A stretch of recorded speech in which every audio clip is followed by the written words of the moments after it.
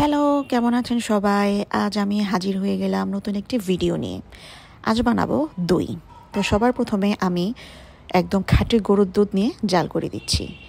এখানে একটু চিনি মিক্স করে দিলাম, হালকা একটু চিনি, কারণ আমি টক মিষ্টি দই বানাবো। চিনিটা দিয়ে একটু মিক্স করে দিচ্ছি।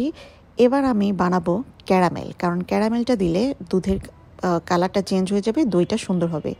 চিনি দিয়ে নাড়াচাড়া করার পর যখন সেটা ক্যারামেল হয়ে আসবে, তখন ক্যারামেলটার সুন্দর একটা কালার আনতে হবে। যখন দেখবো লাল লাল হয়ে গিয়েছে, তখন আমি কিছু ঠান্ডা দুধ মিক্স করে দিলাম।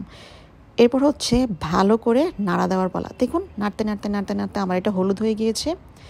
এখন আমি সেটা আগের দুধের সাথে মিক্স করে দিলাম।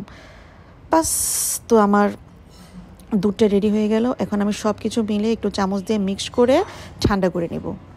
এখন হচ্ছে ঘরে থাকা কিছু দই সুন্দর করে আমার বাটিতে ভালো করে ফেটে নিব, যাতে কোনো ধরনের পানি না থাকে, কোনো ধরনের দইয়ের মধ্যে কোনো কিছু চাকা বেঁধে না থাকে, কারণ দইটাকে একদম ব্লেন্ড করতে হবে। দেখুন, ব্লেন্ড হয়ে গেল। এখন আমি ঘরে থাকা কিছু সুন্দর দইয়ের পাত্র পরিষ্কার করা ছিল, সেগুলোকে আমি আমার দইগুলো দিয়ে ভরাট করে নিচ্ছি।